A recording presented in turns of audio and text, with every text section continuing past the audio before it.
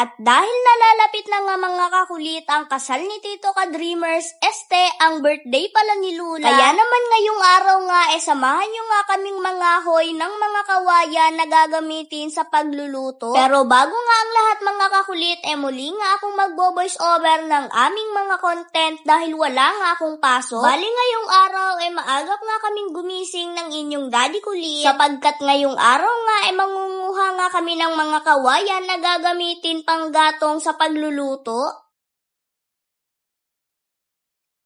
So mga kulit, so bali ngayon, samahan nyo kami at kami naman ngayon ay mga ngahoy na gagamitin panggatong para sa gaganapin naming selebrasyon ngayong darating na Quay. At syempre ngayon mga kakulit, dahil walang pasok, kaya naman makakasama ko sa ating vlog at sa ating content ang Batang Makulit.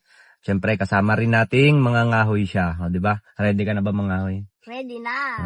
So, dati mga kakulit, nakakasama ko na rin siya sa pag-ahon-ahon sa bukid. Tapos, nung siya nag-aral na, ayun. So, dumalang na kaming makaahon sa bukid. So, ngayon lang ulit siya makarating sa bukid para mangahon. So, tara, let's go! Hindi naman kalayuan mga kakulit ang aming pagkukuhaan ng mga kawayan na gagamitin panggatong sapagkat simula nga dito sa amin mga kakulit isang barangay nga lamang ang aming tatawiran para nga makapunta doon. So ayan mga kakulit, ngayon nga nandito na kami sa bukid. Ayan, at ito nga yung inaauna namin ni Papa nung bata pa ako. Ayan ganda ng view. Yan, dito kami mga ngahoy. Yan mga kulit, so dito sa bukid, meron ako ipapakita sa inyo na siguro marami pa sa inyo ang hindi pa nakakaalam.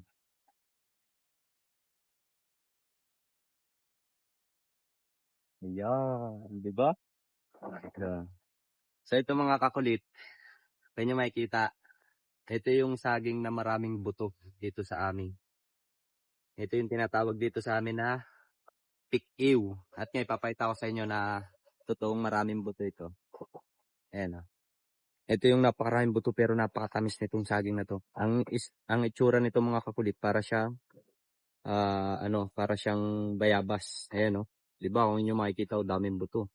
Tsaka napakasarap nito. Ayan. 'Di ba? Ang dami niyang buto. Tsaka ang tamis nito. Ayan, tikman ko.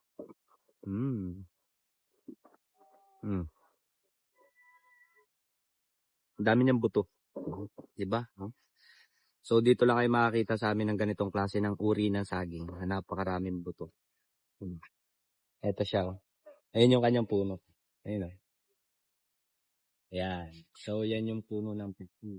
O diba at sa aming pangangahoy nga mga kakulit napakahaba pa ngang intro bago pa nga kami makapagsimula sa pangangahoy. At sa mga magtatanong nga mga kakulit na kung bakit kahoy or kawayan nga yung aming gagamitin sa pagluluto. Dito kasi sa amin mga kakulit sa probinsya sa mga hindi nga nakakaalam ito na nga yung nakasanayan namin na ginagamit sa pagluluto. Lalo na nga mga kakulit sa mga ganitong klase ng okasyon, kasalan or birthday sapagkat ang luto nga daw sa kahoy or kawayan napakasarap kainin. At ang isa pa nga doon mga kakulit nakatipid nga rin kami dahil sa sobrang mahal nga rin ng gasol ngayon. O diba at kung isa ka nga sa mga nakaranas na ng ganito pwede bang mag-comment ka dito sa aming vlog?